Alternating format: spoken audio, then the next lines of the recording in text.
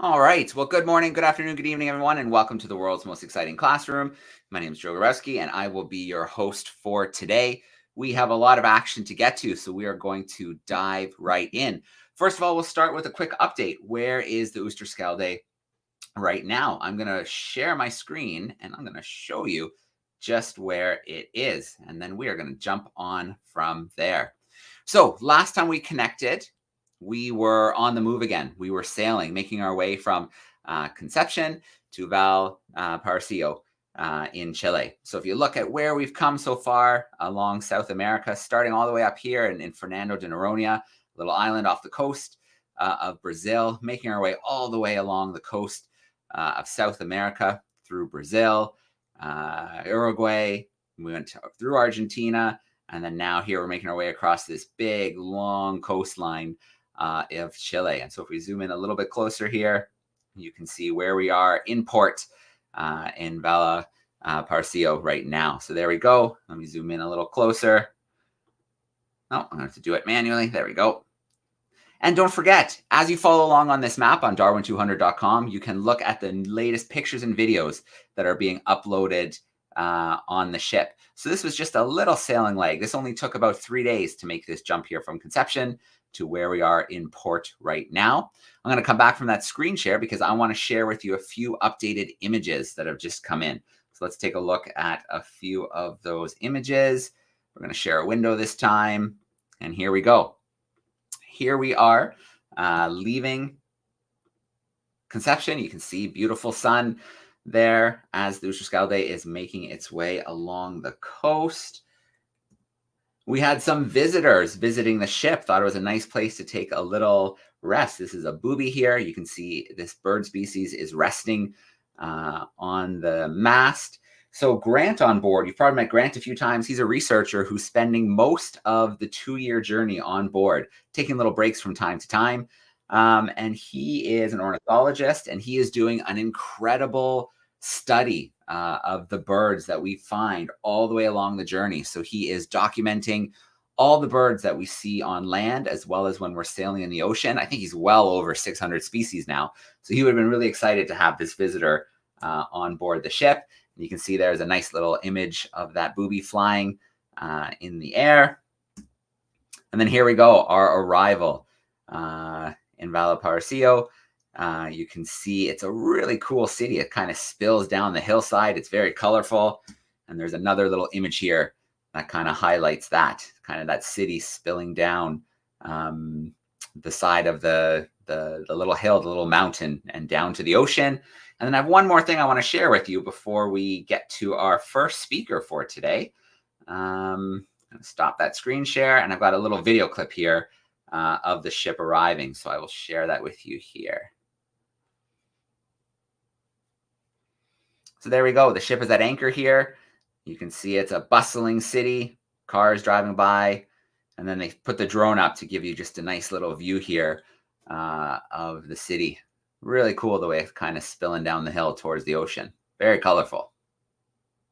So there's a new group of Darwin projects on the go. Hopefully we'll get to catch up with one of the Darwin leaders next week or in the coming weeks, and we'll get to see the project that he or she worked on while they were there. I'm going to come back from that screen share now, and we are going to get right into our first speaker. So we always like to do fun things, journey around the world, check out what's going on, and bring in some really cool speakers. So today we're going to head to South Africa. We will be visiting South Africa, but not for a long time.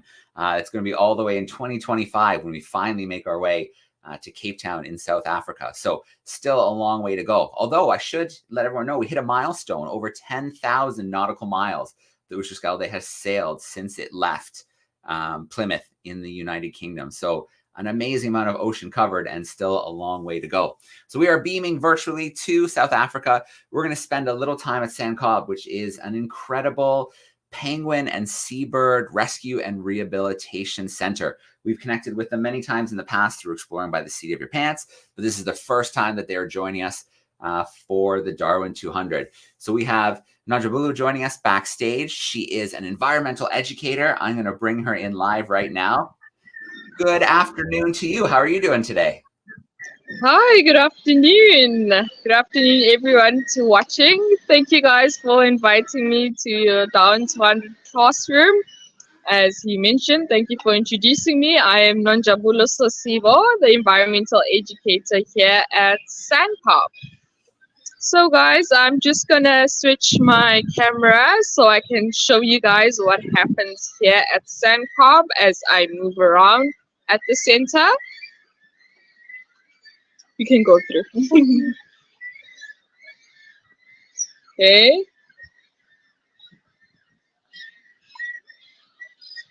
So again, welcome to SANCCOB. So SANCCOB is the Southern African Foundation for the Conservation of Coastal Birds. So we strictly look after seabirds. So these are the seabirds we have right now. So what SANCCOB does is we rehabilitate birds here at our center. We treat them here at the center, and then we release back into the wild. So as you see, we have different types of species that we have here. This is Rocky. So actually, Rocky is a rockhopper penguin. Rockhoppers are from the Antarctic. Rocky is a northern rockhopper, so this is a different species of penguin. And then the black and white are the African penguins. It's most of our patients are the African penguins. And that little bird that you see there is a swift tern. So all of these birds are rescues. They've been rescued from the wild and brought into our center, and then they are under our care. So what usually happens, we'll have either normal people at the beach, will call in here at SANCCOB if they see a bird that's injured or ill, and we'll go out, rescue the bird, and bring it here to the center. So really cool thing about our African penguins here, why we love them and call them African penguins, is they are found here at the African coast, along the west coast, from here in Cape Town, and all the way up to Anglo Bay, all the way up to Namibia. Also, there has been a colony that's now been spotted in Namibia. So this is our quiet little center. So I did mention that we take them back into the wild. Unfortunately, with some of these guys, they are our permanent birds, the non-releasables. So what I mean by that is these guys will not be returning back into the wild because they have disabilities and they are long-term patients that we have here.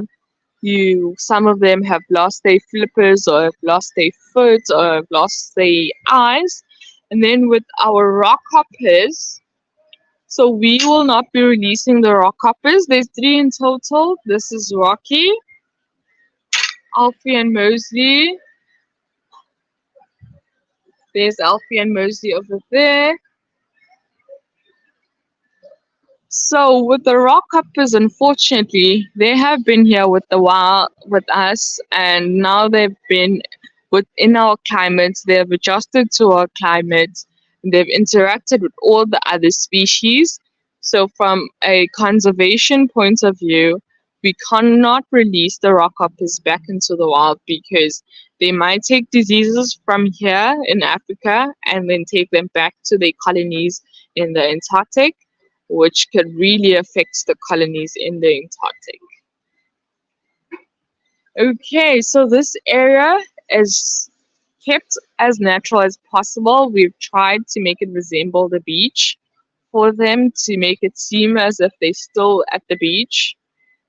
But they seem to like it here. I think they like a rock here. Do you like it here? Okay, you just pooped. I think he says that meant he liked it here. So I'm just going to move around the center and take you guys to our other areas we have here at the center. So most of the action happens at SANCCOB is here at the rehabilitation area. So I'm going to start this side. So what SANCCOB does is every bird that comes through SANCCOB will have to go through this rehabilitation area. It's where we take birds to now start swimming after they've been in the hospital, start swimming and getting back their groove, getting strength to then eventually be released back into the wild. So every bird that's at the rehabilitation area will be released back into the wild. So I'll start here at pen 11. This is our little chicks.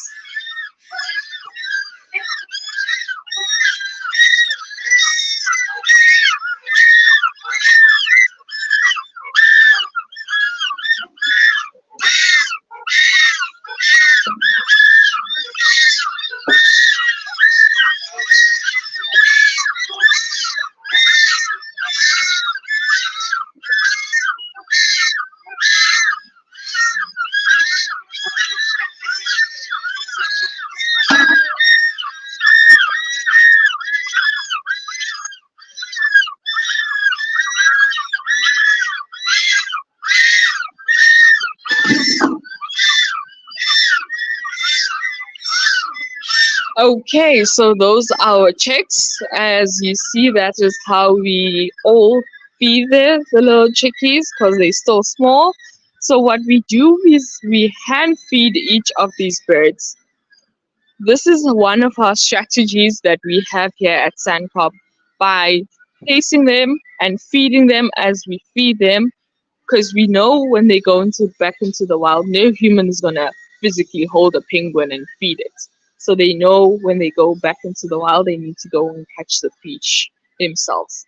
Okay, you can see that it's fighting. They don't really like being touched like that or being fed like that, which is one of the strategies that we have to make sure they stay wild. And they usually are super happy to be back into the wild because they don't like us touching them the way we touch them. You see, this guy was pretty aggressive. That's one of the things with the African penguins. They are very, very aggressive. That's because they have a lot of predators, okay? They have predators like sea lions, seals, orcas, otters, wild dogs, and also some of the birds steal their nest on land. Some birds steal their nest.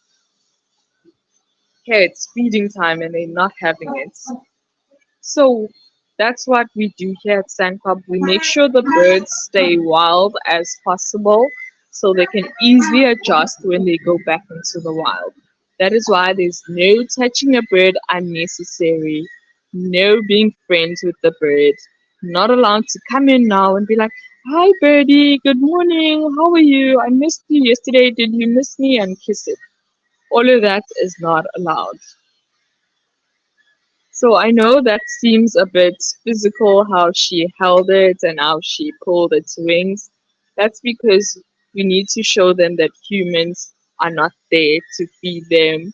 They need to go back into the wild and join their colony and be wild.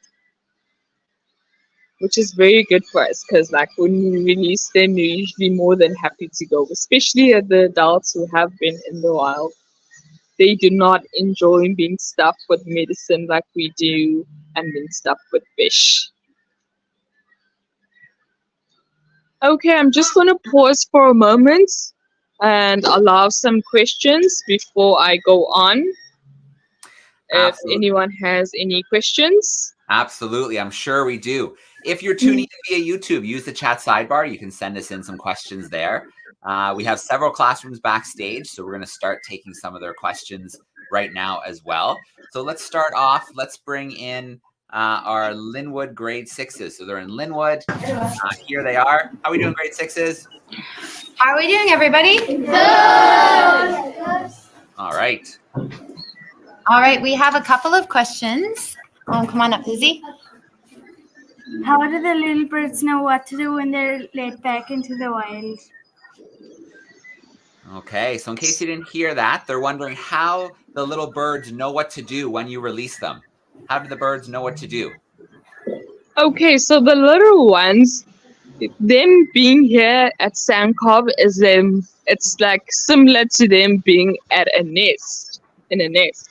So the parents only release them when they lose. So you saw the chicks were all brown and fluffy. So when the chicks start losing all that brown and fluff, they become blues. Okay, let me see if I can spot a blue now. Okay, we mostly have adults. Sorry, we mostly have That's okay. adults here. So they become blues. They have that blue grayish color on their skin. Only then do we release them in the wild, because if they were with their parents in the nest in the wild, their parents will only release them once they blues. So once they blues is when they start getting the feathers, the waterproof feathers, and can actually swim and catch fish. What we also do is we release all the little ones, the blues, with an adult. An adult that knows the wild, has been with the wild, which kind of like helps them to navigate the ocean. All right. Very cool. Linwood, do you have one more there for us? We do indeed. All right. What do they eat? All right. What are you feeding them over there? What kind of fish are they eating? Okay. So the penguins mostly like sardines, anchovies. They do like squids, but not so much. And then the rockhoppers love the squids. And then the gannets also eat sardines. Our main prey here, or our main fish, is sardines. All right. Very cool. Grade 6s, we'll come back to you because we have more action happening later on in the event today. Miss Wells crew, some more grade 6s. How are we doing today? Can you hear us today? Is our camera? We gotcha. Loud and clear today. Yeah. Jayla, come over.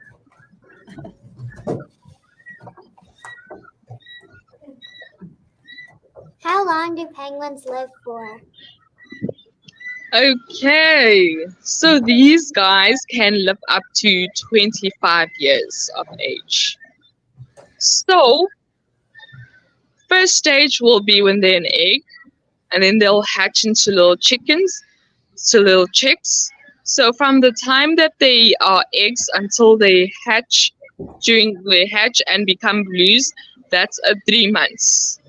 So once it's 3 months, it'll become a blue. Okay, I think I can try and spot a blue so you guys can see one, hopefully. Sure.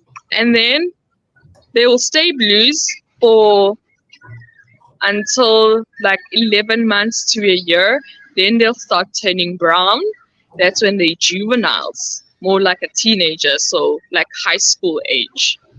And then from a year to 2 years, then will they start becoming adults. And then from 2 years onwards, they'll be adults. They'll be black and whites.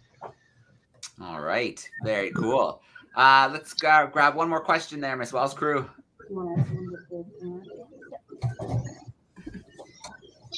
How do the penguins from Antarctica get to Africa? How does a penguin from Antarctica get all the way to Africa? Okay, so with the rockhoppers, we don't actually know the fact of how they swam all the way here into Africa, but according to our vets and our studies, they're too small to have swam all the way here. So our theory is someone must have had one on board, and then they were entering South Africa, they put them back into the ocean. Okay, so brought by humans, which is something that we do all over the world, bringing those invasive around. Unfortunately. All right. Miss Wells crew, thank you so much for those awesome questions. I can see Miss Black's crew is backstage, but it doesn't look like your device is connected. So if you do want to send in a question, use the private chat. But we're going to go to some grade 4s. Mr. Hancock's got some grade 4s with him. Oh, Mr. Hancock, your sound is, we've lost your sound since we last connected.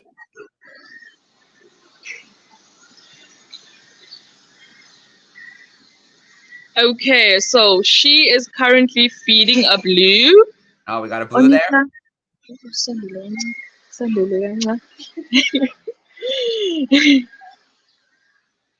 Okay, let's see. All right, I've got a couple questions for Mr. Hancock's crew in the chat. We lost their mics since they connected, but that's okay. We can still get those questions. We'll watch what they're doing with the blue there as well. So while the bird is being fed, Mr. Hancock's class wants to know, why don't you let the adults feed the baby chicks? Would the adults feed them or not? So the adults don't necessarily feed them because they also in here with their own illnesses, with their own diseases. We're focusing them on their own recovery. So, and it's not their chicks, so they're not likely to be focused on feeding the chicks. But we have some adults in the home pen area. Remember the birds I told you they cannot go back into the wild? They are staying here permanently at SANCCOB. Yep. Some of those adults do foster chicks. Not all of them, some of them. There's only 2 couples that foster chicks currently. All the others are not happy to foster the chicks. All right. So Mr. Hancock's crew would also like to know, you mentioned the South African penguins, the rockhoppers, the gannets. What other types of seabirds come to the center? Okay, there she puts the blue down. Right, so before I answer that, so you guys see the blue still doesn't have the black stripe on its chest. Yep. It's just white and with the grayish bluish color at the back. So I'm going to go to our other area where we have our birds. Okay, so we are arriving to pin 2. Okay, this is pin 2. So some of the birds we have here, it's mostly, well, we call them kelp gulls. They're part of the seagull family. They are kelp ones with the yellow beak. So those are adults. And the brown ones are more of your juveniles. They're still pretty young. So these guys come in here a lot because of eating poisonous things. They are like scavengers. They eat everything and anything, okay? They give us a lot of work to do because they eat everything and anything, unfortunately for them. So as you see, this one's flying about. So these are currently the birds that we have at the center. All right. Okay, I think this one is trying to escape and it realized it can't escape. So Yeah. thankfully we have the nets all around. Yeah. Yes. Okay, Miss Black's class is in Ontario, and they want to know, are there any penguins that can live in fresh water, or do they all have to be in salt water? So we don't have any penguins that live in fresh water. They're all in seawater. Yep. I've never heard of any penguins that live in fresh water. Okay. And then a question here from the chat from a classroom in Dover, New Jersey. They would like to know, you mentioned the penguins are aggressive, they're tough. How do they defend themselves from predators?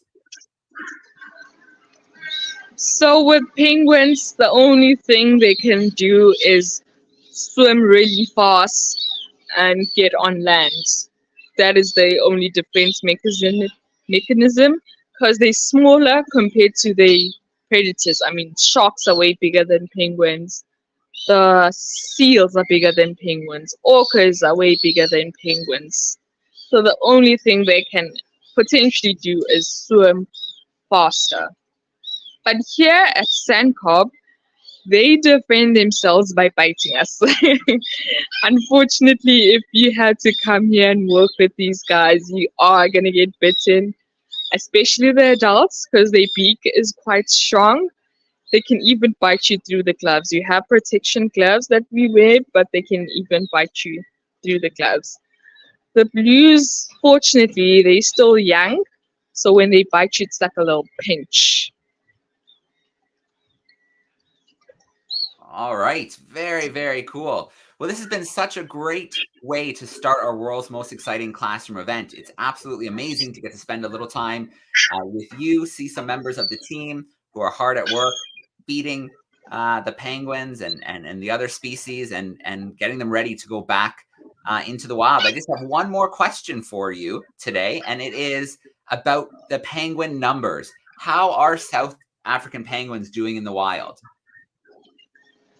Okay, unfortunately, with us, let me just go out. They are preparing to take care of the birds and give them some medication.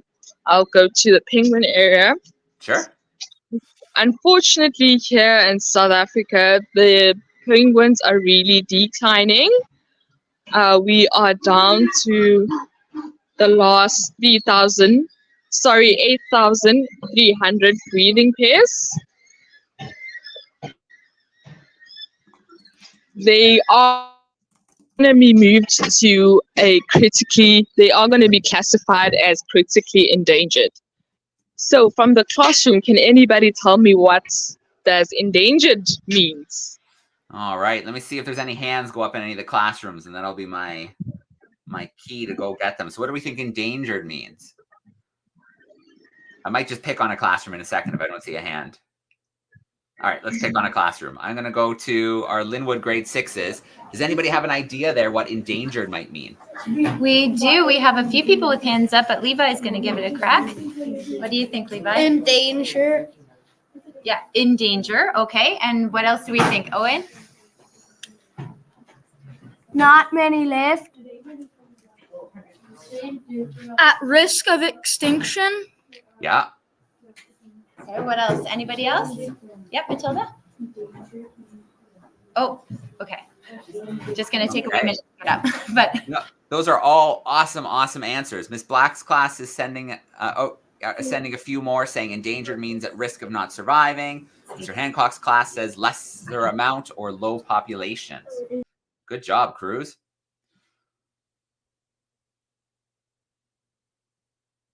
Oh, I think the Penguin Center might have froze on us. We might have to wait a second. There we go. Nandrabolo, I think we have you back. Are you back?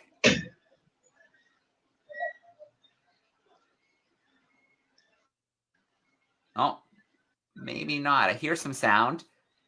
Nandrabolo, are you back with us? Hello? Can you guys still hear me? Yeah, we have you back now. We lost you for a moment. It froze on us.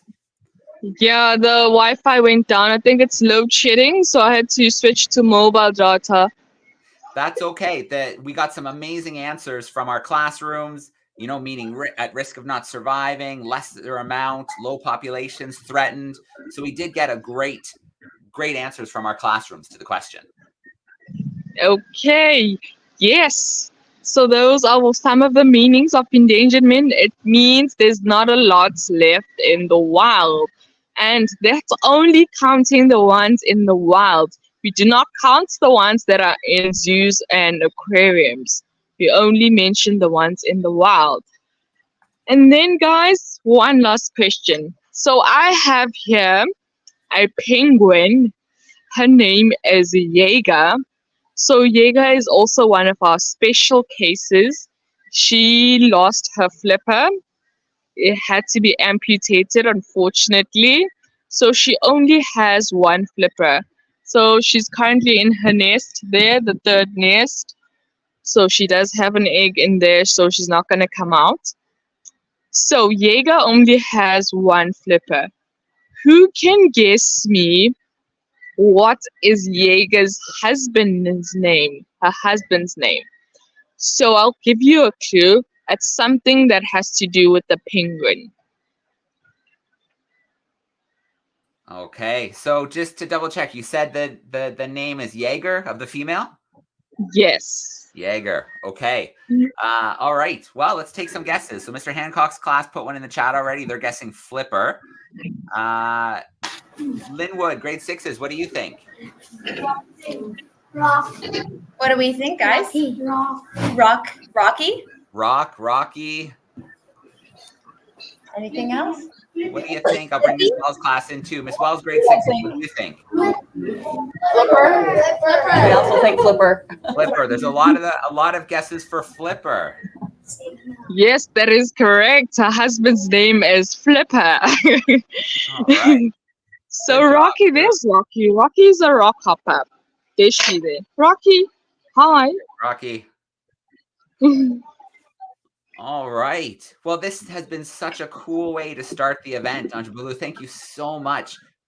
For all the Okay, work. before I leave, I'm just going to quickly share with you guys on how you can actually help and contribute into helping seabirds and Perfect. help saving them. Okay, I'm just going to quickly go up to the area, to the office. Sorry, it's really a long walk down to the center.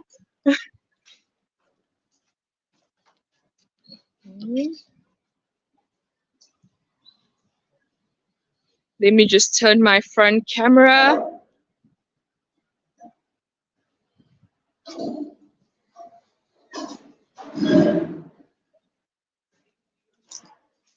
Okay. All right. Sorry, yes, I'm still here. I'll be with you in a minute. Just want to share with you guys some of the things that you can do at home with your parents on how to help these birds and help the environment.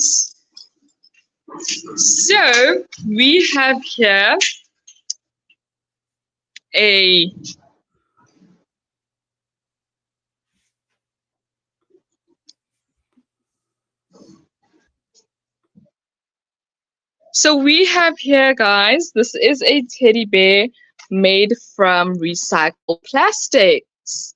It's very soft, even though it's made from recycled plastics. So that will reduce the amount of plastics in the wild. And we have here straws, reusable straws.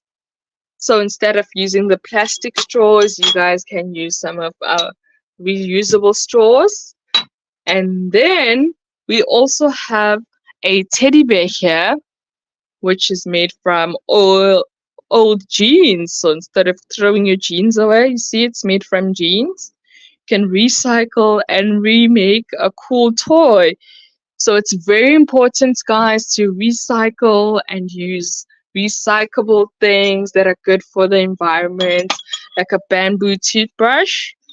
So this is a bamboo toothbrush, which is also good for the environment. It's made from bamboo. So who can guess why this brush is good for the environment? Besides the fact that it's made from bamboo, who can tell what happens when you throw this brush into the soil? All right. We've got Mr. Hancock's class says it biodegrades, so it breaks down after. Yes, that is correct. The bamboo toothbrush is biodegradable. It can easily be put back into the soil because it's made out of bamboo, which is good for the soil, unlike plastics and other materials. Okay, thank you guys for inviting me. I can take maybe one last question. Well, I was going to say thank you so much for being with us. It is such a pleasure to start off our world's most exciting classroom this way. We're definitely going to hopefully visit with you again when the ship, the Oosterschelde, finally makes its way to South Africa. Hopefully we can come and visit as well, because that would be really, really cool to come and see. Yes, definitely. Yeah, and everybody who works so hard at the center. And I'm also going to share some information with classrooms afterwards if they want to adopt a penguin and help out the amazing work that you and everybody does at SANCCOB. So I'm going to share that information with the classrooms after this event today. All right. Thank you so much for inviting me. Thank you. Have a great rest of the day, and we look forward to connecting again. Thank you. Bye, guys. Bye. All right. Thank you. Have a penguin day. All right. So we have another guest who's joining us today. Now, there's been a few moments where we've kind of reached back in time to the sailing of the HMS Beagle. And we've had some really cool connections, like Sarah Darwin. So Charles Darwin's great-great-granddaughter has joined us a few times in our World's Most Exciting Classroom. She's joined us from her home, but she's also joined us in Rio de Janeiro when we were down there for about 10 days when the ship was in port. We also had a really cool event from the National History Museum where we talked to John, who's the curator of mollusks, and he was able to bring up for us Charles Darwin's octopus. So an octopus that he collected himself in Cape Verde, one of the first specimens that he collected. So we got to see that little piece of history that way. Today, we're going to connect with Ian Bynoe, and he is a relation of Benjamin Bynoe, who was the surgeon on board of the HMS Beagle during Charles Darwin's famous 5-year voyage around the world. So I'm going to bring Ian in live with us right now. Here we go. Hey, Ian, how are you? Hi there. Hi there. It is absolutely great to have you joining us today, and I'm really thrilled that your family reached out to share this connection with us. Yeah. Well, it's a great pleasure. It's exciting to talk history, talk geography, talk something that's still a personal relation. Yeah. Yeah. So you sent me a few slides. Would you like me to pull those up and we can share those slides? Yeah. I mean, I've only got a short time, so I'll try not to give the whole history. But the reason it's particularly interesting today is, of course, the ship's in Valparasio, and Mr. Bynoe, Benjamin Bynoe, is mentioned by Charles Darwin as helping him get over illness when he was in Valparaiso in 1834. So the first slide shows you all that Benjamin, who was born in Barbados in 1803 and came to England and trained as a surgeon and then joined the Royal Navy, was on 3 of the voyages of the Beagle. The firstly as an assistant surgeon, and then he became later on the full surgeon. But as an assistant surgeon, before the Darwin voyage, he was in South America, in Patagonia, Tierra del Fuego, Magellan Straits, and that, surveying on the HMS Beagle and acting as the crew's doctor, well, assistant doctor. And then in 1831, he joined the ship again as assistant surgeon when the Captain Fitzroy, had asked Charles Darwin to be the naturalist on this long voyage of discovery. He was made up into the acting ship surgeon when the doctor left, the senior doctor left. And he stayed on the ship all the way through from 1831 to 1836. And you'll see from the slide that he visited Brazil, Argentina, the Falkland Islands, Chile, Ecuador, and the Galapagos Islands. They came back across to New Zealand, Australia, and then the Indian Ocean and back to England. And during that voyage, Charles Darwin, of course, made many journal entries. And it's interesting to see that he said on many occasions that he went out on horseback, on horse riding, or hunting with Benjamin Bynoe. So they were obviously close. They were a similar age, and they were obviously interested in the same things. If you could put up the next slide, please, Joe. You'll see there a plan of the ship, and you'll see that to the right there's another small boat on the top deck of the Beagle, and that's what they did a lot of the surveying in.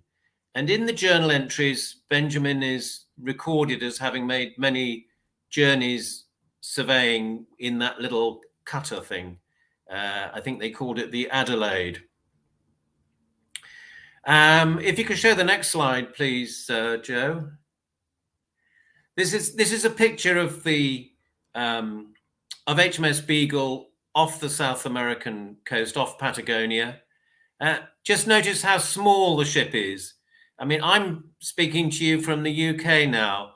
If you put a London double-decker bus, you'd have to get 2.5 of them beside that ship. But you see, that's just a short amount of space. It's a small ship with a crew of under 70, and they were all obviously very close to one another. If you could go back to the previous slide, Joe, you'll see that there wasn't much space for people to live on the ship. That's one reason why the crew, the officers, and then the visitors, obviously the naturalists like Darwin, they got to know each other extremely well. And it's obvious from reading the journals and accounts that that happened. If you just carry on to the next slide, Charles Darwin asked the crew to help him get the specimens, the zoological specimens, the plants, the geological specimens and that they were collecting on the journey. And Darwin's asking for this, it obviously amused some of the crew. They weren't often asked to do this. And perhaps I think it annoyed some of them as well, because we can see in this next slide that there was an illustrator on the ship, a man called Augustus Earle, and he did this painting, which is, it's a jokey painting that's poking fun at the fact that Darwin was asking the crew to get all these things. Now, if you look, one of the crew in the middle, just to the left of the man wearing the grey suit in the top hat, who is meant to be Charles Darwin, this gentleman, yes, Joe's pointing him out, that's thought to be Mr. Bynoe, and he's bending down and he's got in his hand a plant specimen that he's going to be handing to Darwin. He's asking what to do with it. We don't have any photographs of Benjamin. We don't have any paintings or illustrations of what he looked like. This is the only thing that we've got. And if you, and obviously if you realize that the crew were very much involved in helping Charles Darwin, remember that when I come on to read you something slightly later. So after extensive surveying in Patagonia, doing the sort of things that you can see in this sketch, by August 1834, the Beagle had reached Valparaiso, and there they went into port. Darwin got off, visited the capital of Chile, Santiago, and the Andes Mountains. He appeared to be in good health, but on the 19th of September, he became ill, and this illness lasted until the end of October. And Benjamin Bynoe stayed with him, wasn't on the ship, stayed with him on land to ensure that he recovered and retained his good health. The Beagle then sailed to the Galapagos Islands. And if you could just show the next slide, Joe. And they spent 5 weeks amongst these islands. And this is the famous part of the voyage where many of the specimens and the things that Darwin saw and recorded led him later on to develop his theory of the evolution of species. And I've shown you on this slide a plan of the island of Santiago, Isla Santiago in Spanish, James Island in the English version. And this was one of the principal islands where they collected specimens. And we know that Benjamin spent a week with Charles Darwin, and others of the crew, a small number, were left on the island to do this. And they collected some of the famous birds from the island, some of the famous finches. And Benjamin helped Darwin do this. And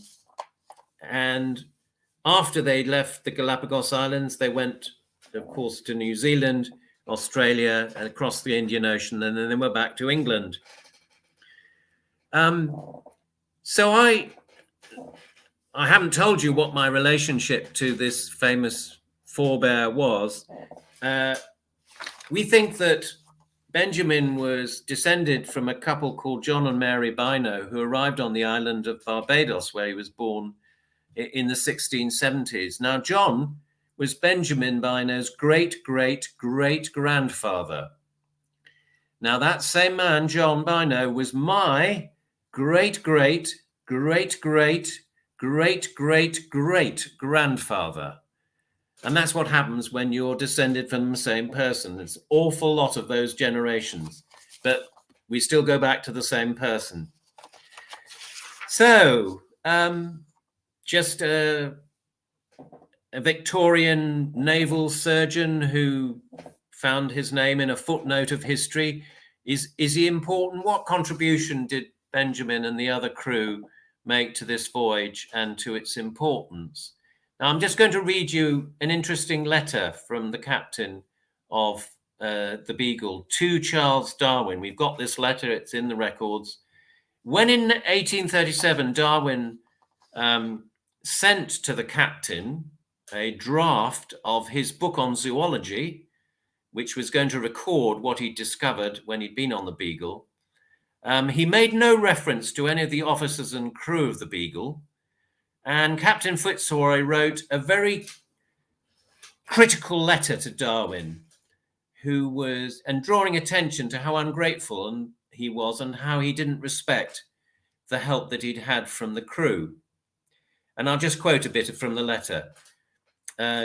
Fitzroy referred to how much the officers furthered your views and gave you the preference upon all occasions, especially Sullivan, Osborne, Bynoe, and Stokes. They were the lieutenants on the ship. Fitzroy suggested that Darwin should give a plain acknowledgement without a word of flattery or fulsome praise, and this would be a good return to those who'd, and this is a lovely phrase, held the ladder by which you mounted to a position where your industry, enterprise, and talent could be thoroughly demonstrated and become useful to our countrymen, and I truly say, to the world. He was drawing attention to the fact, isn't it true, that there are many great people in the world, but they're often helped by people who never get recorded. Their stories are never told. And Fitzroy went on, I was astonished at the total omission of any notice of the officers, either particular or general. My memory is rather tenacious respecting a variety of transactions in which you were concerned with them and others in the Beagle. Perhaps you were not aware that the ship which carried us safely was the first employed in exploring and surveying, whose officers were not ordered to collect and were therefore at liberty to keep the best of all, nay, all their specimens for themselves. To their honour, they gave you the preference. So what did these naval officers do, including Benjamin? They went out, they collected specimens, they gave them to Charles Darwin. And Charles Darwin, as a scientist, and with help obviously from others back in England when he returned, worked out what these specimens told him, and therefore told us, the world, in history, about evolution and about the development of these creatures, of these animals, birds particularly. And without the help of these officers, including Benjamin, Darwin wouldn't have had his specimens. That's what Fitzroy was mentioning. And of course, when Darwin came to revise his book, that's exactly what he said. I must here, as on all other occasions, he wrote, take the opportunity of publicly acknowledging with gratitude the obligation under which I lie to Captain Fitzroy and to all the officers on board the Beagle for their constant assistance in my scientific pursuits and for their uniform kindness to me throughout the voyage. Well, that was fine, and that's good to read. History records that officers like Benjamin helped Charles Darwin on his very important expedition. Benjamin went on to serve on the Beagle from 1837 to 1843 during its third and last surveying voyage. This was to the western and northern coasts of Australia. He was ship surgeon there and naturalist on the journey. So he actually fulfilled the role that Darwin had himself been on the second voyage, because he became the naturalist. And the captain's journal of this expedition includes many references to his activities in those roles, and some scientific papers by Benjamin are annexed to the journal. If you could show the next slide, Joe, the last one. Here you're looking at two things which you can discover in Australia. One of them is a plant, a bush called an acacia, and that is called Bynoe's acacia. It was, I presume, discovered by him, or at least his name was given to it by the person who discovered it in memory of him. And the second is a small lizard-like thing, a gecko, a form of lizard, I think, also found in Australia, and that is called Bynoe's gecko. Also in Australia, there's a large sea inlet and a river that are named after Benjamin. Now, he spent the rest of his naval career on much more mundane work, far from any discoveries in the sciences or in geography. He was on guard ships on which were guarding ports in England. He was on naval ships carrying convicts to Australia for several years, and also on a store ship moored off Rio de Janeiro in Brazil for 6 years. So rather boring, dull things to do after you've spent 18 years on the Beagle. There would have been many occasions for him to recollect about his exciting years on the Beagle and those unusual and interesting companions like Charles Darwin, who were with him on the ship. After a short period retired from the Navy, he died in 1865 in London, aged 61 years of age. That's it, Joe. A little story for you. Well, it's a great story, Ian. These glimpses to the past, to the the voyage that we're following in those footsteps are so important, and bringing to light the crew and the role they played. Clearly, Fitzroy was a great captain who cared for his crew to stand up for them and say, hey, don't forget what they did to make all of this happen. Without a doubt, he was a sensitive man.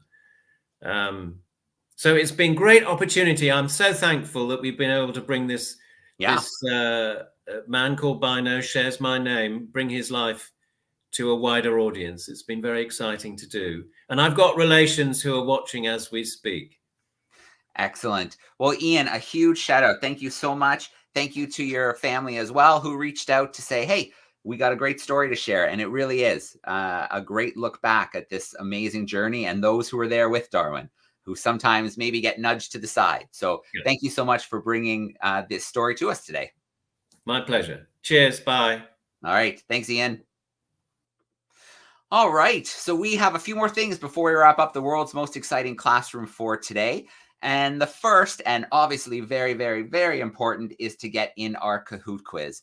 So I am going to hit start on this Kahoot quiz, and then I am going to load it up front and center so your classrooms can get involved and play a little bit of Kahoot together. So just bear with me while I hit start, and then I promise that I will share my screen for you. All right, there we go. I'm going to bring this up front and center, share my screen, find the Kahoot. So here we go. Got my 46679. So I'll give a few minutes for some students, some classrooms to join us. If you're lucky enough to have something at your desk, maybe a Chromebook, maybe a tablet, join from there. If not, your teacher can pop this up at the front of the room and you can shout out your answers to him or her. We have many homeschool students who join us as well. Use a tablet, use a phone, scan the QR code at the top, and it will bring you in to take part in the quiz. I see we have lots of students, lots of classrooms joining in, which is great. I think I put 5 questions today. That sounds right. Some true and false, some multiple choice, and they're all based on what we've talked about today. So it should be nice and front of mind. After this, we are going to take a look at our experiment and then look at our curiosity of the week. And then we will wrap up for the week. We're going to run a few minutes long, which is nothing unusual for us here at the world's most exciting classroom.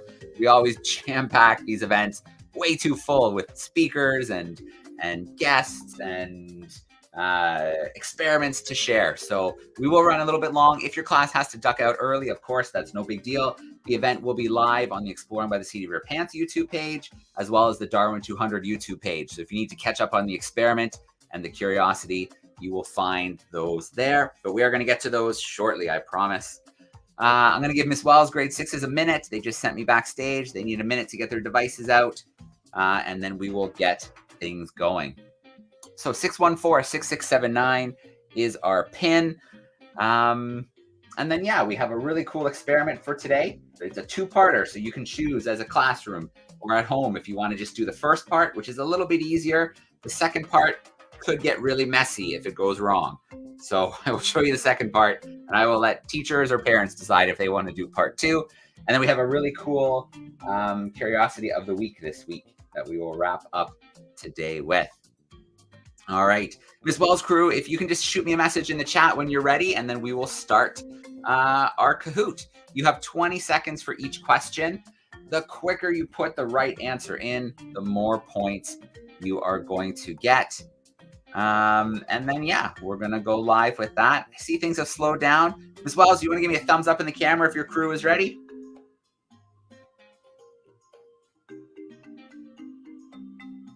Oh, I think they need another moment. Oh, I see thumbs from students. So I'm going to take that as a positive that we're ready to go. Okay, here we go. So count us in with 3 seconds. 3, 2, and 1. And we are off. So our first question for today. Where in Chile is the Uxtrescalde right now? Is it in Punta Arenas, Concepcion, Valparasio, or Santiago?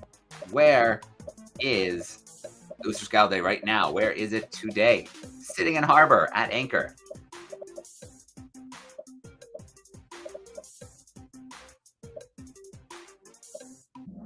All right, most went with Valparaiso is absolutely correct. It has been to Punta Arenas and Concepcion as well. So those are in the past. Let's go to our next question. Oh, scoreboard says the shiny meerkat is in first. Our second question is a multi-select. You need to pick 2 here. Click the 2 species of penguins we met today. South African penguin, king penguin, rockhopper penguin, gentoo penguin. So 2 of them we did not meet today. 2 of them we did meet today. Click the 2 we met at SANCCOB today. Was it the South African penguin, the king penguin, the gentoo penguin, or the rockhopper penguin? All right, good job, crew. Absolutely was the South African penguin. And then we had Rocky the rockhopper, who was very comical in his timing today when asked about how he likes living at SANCCOB. I think we remember what he did.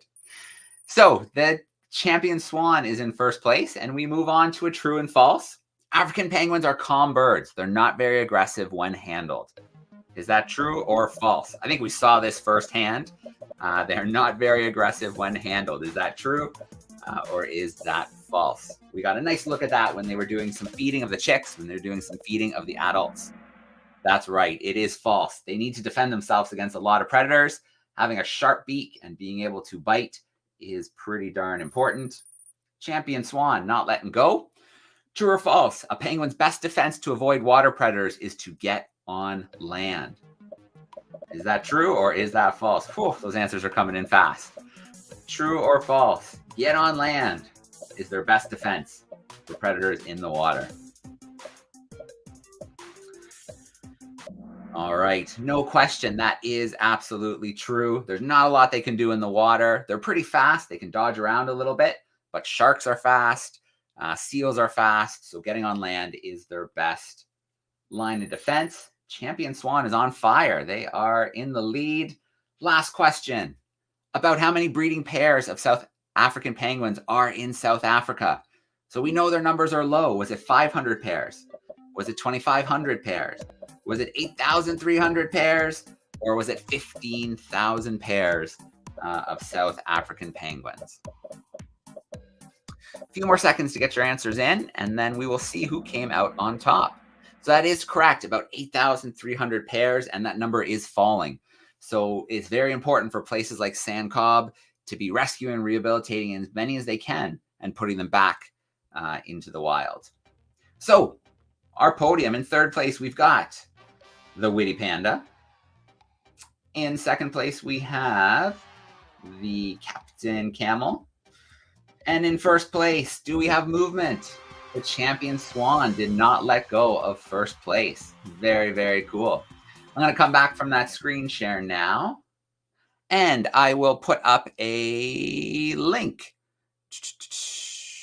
There it is, classroom at DARWIN200.com. If that is your classroom, if you are in that classroom, the champion swan, send us a message. Oh, I see something in private chat already. Oh, Miss Wells class, good job, grade 6s. I will get on. So we have a new member of the team, Claire, who is helping us out with the prizes. So I will get a message to her, and she's getting caught up on our prizes, and she will send one to our grade 6 class. All right. So to wrap up today, we have a couple little things to do. First is to think about our experiment from 2 weeks ago. We had a really cool experiment. In fact, it's easier if I just show you about a 30-second clip. So to remind you of that experiment, Let's see, results. This is the right one. Let's take a look. So you can see I had a mason jar with some baking soda. I added some vinegar to it. You see there was a reaction immediately. We had those fizzy bubbles. I had 4 tea lights with me, and I just ran it over top. I didn't pour anything out. I just ran it by. And slowly, one by one, each of those flames extinguished. So your job was to think about it and figure out what happened. So when we did that reaction, we got a chemical reaction when we mixed the vinegar with the baking soda. That one of those products produced was carbon dioxide. So when I tipped over the jar, I didn't let any of the liquid come out, but what was able to spill from the jar was that carbon dioxide gas. And so as I ran it over each of the 4 candles, that extinguished each one of them one by one.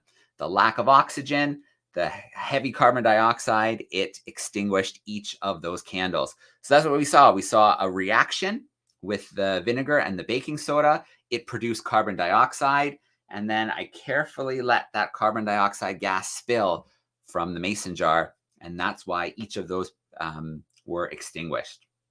So we have another really cool experiment today. I am going to share a video and just narrate the experiment.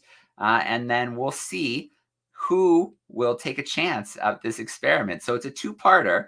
I did it in my kitchen because if I did it in my office and I made a mess, it would not have been great. So you need a couple mason jars. In the first mason jar, I put some water in and then I filled it with some ice. I wanted to really cool down that water. So in my first mason jar, I put some ice in to really cool down the water. In my second mason jar, I boiled a little bit of water in a kettle and I pour that nice hot water into the mason jar. Got it? Both of them, I wanted them filled really close to the top. It doesn't matter if you're just doing the first version of the experiment, but for the second version, you want them pretty much right to the brim, right up at the top. Then I added some blue to the cold, some blue food coloring, and watch how it moves through the water. It's definitely not in a hurry, is it? It's moving very slowly. Now, some of you might think, oh, that's because the ice is in the way, but that's not actually true. The ice isn't really keeping it from spreading through the water. It's not blocking it. And so you're watching the food dye. It kind of spills to the bottom and it's very slowly spreading out. There's nothing very quick happening here.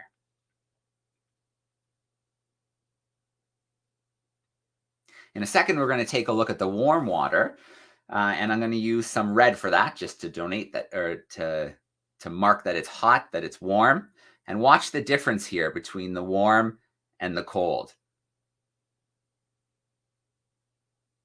No time being wasted. That dye is being quickly spread throughout that jar, and within a matter of seconds, it is pretty much mixed and spread through the entire column of that warm water. It did not take long at all. If we look back at our cold water, I gave the ice a little jostle there. It is still spreading very, very, very slowly. So this is version 1 of your experiment to do in the classroom or at home. What's going on here? Why in the warm water did the food coloring spread so quickly compared to the colder water? So we'd love to see some pictures of that. Now there's an option to extend the experiment, and this is where it can get messy. It gets a little bit tricky. So I took a piece of laminated paper and I put it on top of the hot water and then held the top. I'm using an UV glove because it was boiling water, so the jar was hot. Now I very carefully put it on top, but before I messed around a little. This could be another experiment, properties of water. How come that didn't fall off? Why is it not falling off from the bottom? So water has amazing properties, but we're not worried about this one today in particular. I put it on top and line it up very, very, very carefully. So the cold on the bottom, the hot on top. And I'm going to gently remove our laminated piece of paper here and see what happens. You have to be very careful to make sure the two water jars stay lined up on top of each other, because it'll be a big mess if it doesn't. I will spoil it and say that I was successful. I did not make a big mess in this experiment, so that's a good thing. So gently removing the the laminated paper, separating the two layers.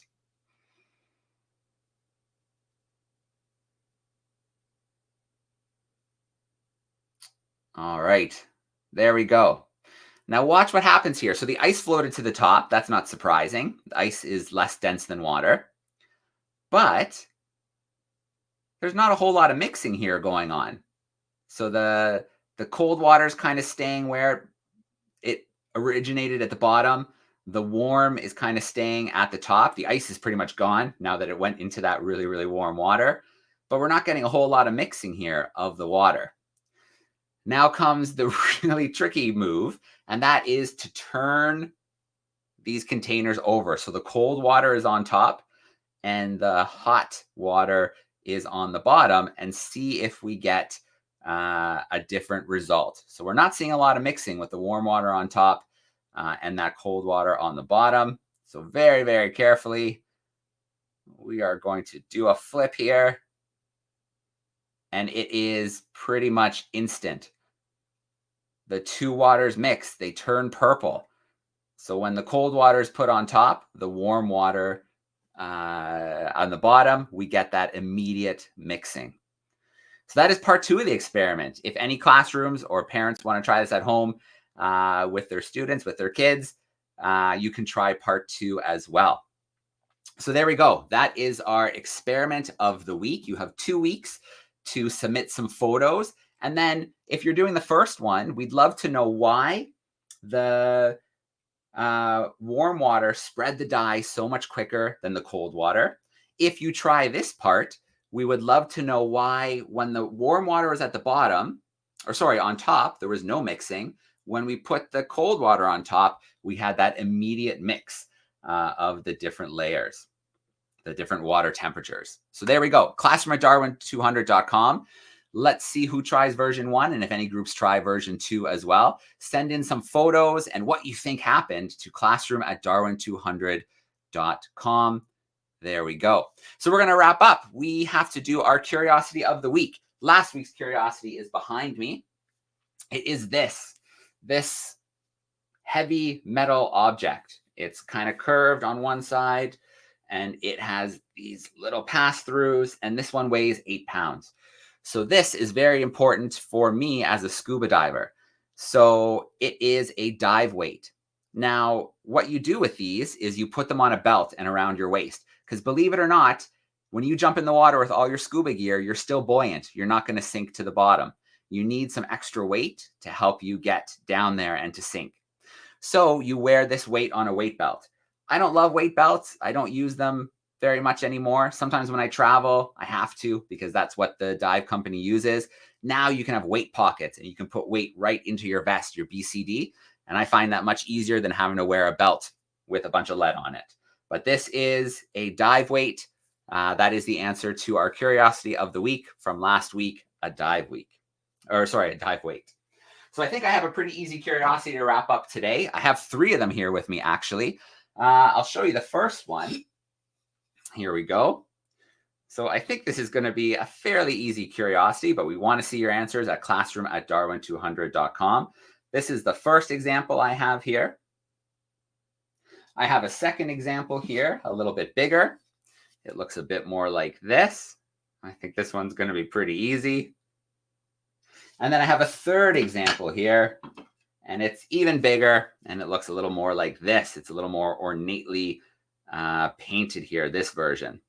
So I think most classrooms, people are probably shouting out the answers already, but we're not going to let you off that easy this week. I want to know who makes these, this curiosity of the week. So who makes them, and also what they are used for.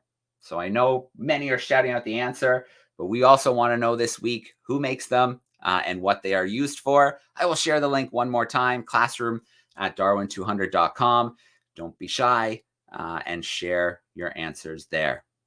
All right. So we went over as I predicted, but that was pretty great. We got to see where the ship was. We went to SANCCOB and met the penguins and other seabirds that they're rehabilitating in South Africa. We then jumped to the UK and met Bynoe, and learned about his amazing family connection, to the surgeon of the HMS Beagle, who nursed Charles Darwin back to health in Valparasio, and then also went on many voyages around the world and had species named after him. So some great contributions to science too. We've got our experiment of the week to work on. You've got 2 weeks to get the answer in, and you have our curiosity. You have 1 week to get your curiosity in. Now, as we're about to wrap up, we have to thank our sponsors. A huge shout out to those who make the Darwin200, the world's most exciting classroom, possible. Without them, we would not be able to do what we are doing. So here we go. We have our end reel. Goodbye for this week. Thank you for tuning in, and a huge thank you to our sponsors and supporters.